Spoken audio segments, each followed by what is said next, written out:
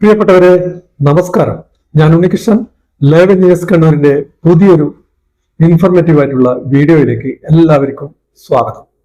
ഇതാ സർക്കാരിന്റെ ഒരു ചരിത്രപരമായ തീരുമാനം വന്നിരിക്കുകയാണ്. എന്താണെന്നറിയോ?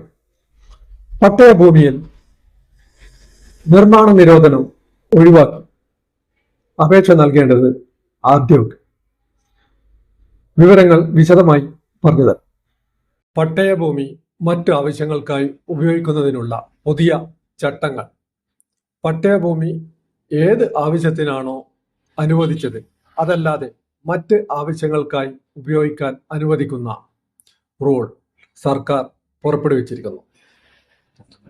ഒന്നാമത്തത്, കാർഷിക ആവശ്യങ്ങൾക്കോ വീട് വയ്ക്കാനോ നൽകിയ പട്ടയഭൂമിയിൽ നിയമപരമായ അനുമതിയോടെ വാണിജ്യ കെട്ടിടങ്ങളോ മറ്റ് പൊതു ആവശ്യങ്ങൾക്കുള്ള കെട്ടിടങ്ങളോ നിർമ്മിക്കാൻ ഈ ചട്ടം വഴി സാധിക്കും. അപേക്ഷാ രീതിയും ഫീസും അപേക്ഷിക്കേണ്ടത് എങ്ങനെയാണ്? നിശ്ചിത ഫോം ABD ബന്ധപ്പെട്ട റവന്യൂ ഡിവിഷണൽ ഓഫീസർക്ക്, അതായത് RDO ആണ് അപേക്ഷ നൽകേണ്ടത്. അപേക്ഷാ ഫീസ് എങ്ങനെയാണെന്ന് നോക്കാം. എല്ലാ അപേക്ഷകൾക്കും 100 രൂപ ഓൺലൈനായി ട്രഷറിയിൽ അടക്കണം. വാണിജ്യ കെട്ടിടങ്ങൾ, അതായത് 5000 ചതുരശ്ര അടി വരെ, ഇതിന് അപേക്ഷാ ഫീസ് അല്ലാതെ മറ്റ് പ്രത്യേക ഫീസുകൾ ഇല്ല. വലിയ കെട്ടിടങ്ങൾ 5000 ചതുരശ്ര അടിക്ക് മുകളിൽ വിസ്തീർണമുള്ള വാണിജ്യ കെട്ടിടങ്ങൾക്ക് വസ്തുവിന്റെ ന്യായവിലയുടെ, അതായത് ഫെയർ വാല്യൂ 1% മുതൽ 5% വരെ ഫീസ് ഈടാക്കും. ഇളവുകൾ, അതായത് ഫീസ് ഇല്ലാത്തവ. താഴെ പറയുന്ന ആവശ്യങ്ങൾക്ക് പ്രത്യേക ഫീസ് നൽകേണ്ടതില്ല.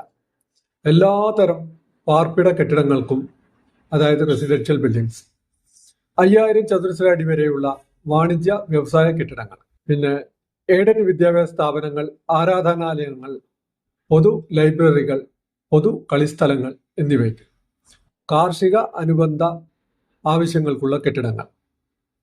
ഇനി സമയപരിധി. ശരിയായ രീതിയിലുള്ള അപേക്ഷ സമർപ്പിച്ച് 90 ദിവസത്തിനുള്ളിൽ മറുപടി ലഭിച്ചില്ലെങ്കിൽ അനുമതി ലഭിച്ചതായി കണക്കാക്കാവുന്നതാണ്, അതായത് ഡീംഡ് അപ്രൂവൽ. ഇനി ശ്രദ്ധിക്കേണ്ട നിബന്ധനകൾ. ഈ അനുമതി ലഭിച്ചാലും കെട്ടിടം നിർമ്മിക്കുന്നതിന് തദ്ദേശ സ്വയംഭരണ സ്ഥാപനങ്ങളിൽ നിന്നോ മറ്റ് വകുപ്പുകളിൽ നിന്നോ ലഭിക്കേണ്ട നിയമപരമായ അനുമതികൾ വാങ്ങിയിരിക്കണം.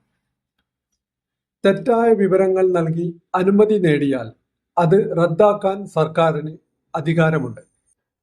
വീട് വെക്കാനുള്ള സൈറ്റായി അനുവദിച്ച പട്ടയഭൂമിയിൽ വീട് വെക്കാൻ പ്രത്യേക അനുമതി തേടേണ്ടതില്ല. 2024 ജൂൺ 7-ാം തീയതിയിലോ അതിനു മുൻപോ പട്ടയം ലഭിച്ചവർക്കായിരിക്കും ഈ ചട്ടങ്ങൾ ബാധകമാവുന്നത്.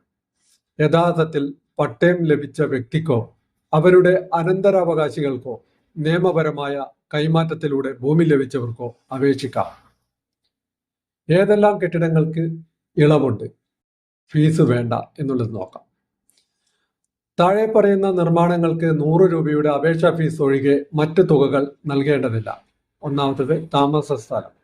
എല്ലാതരം പാർപ്പിട കെട്ടിടങ്ങൾക്കും, എന്നാൽ ഹോട്ടലുകൾ, ഹോം സ്റ്റേകൾ, ലോഡ്ജുകൾ എന്നിവ ഇതിൽ ഉൾപ്പെടില്ല. ചെറിയ വാണിജ്യ കെട്ടിടങ്ങൾ, വിസ്തീർണം 5000 ചതുരശ്ര അടിയിൽ താഴെയാണെങ്കിൽ.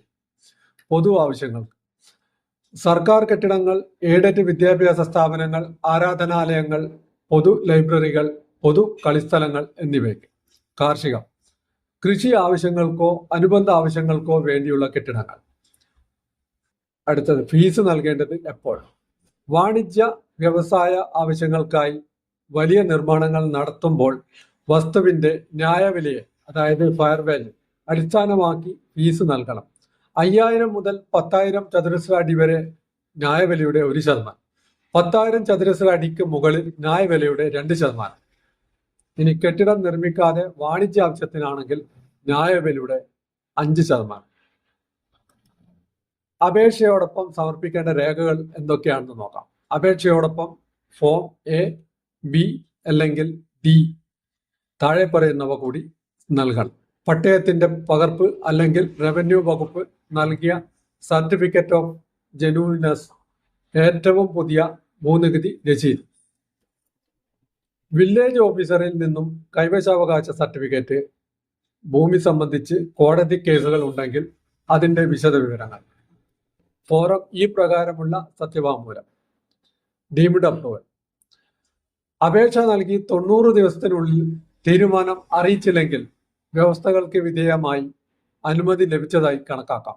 അപേക്ഷ ലഭിച്ചാൽ RDO നേരിട്ടോ മറ്റ് ഉദ്യോഗസ്ഥർ മുഖേനയോ സ്ഥലപരിശോധന നടത്തും. ഇനി റദ്ദാക്കൽ.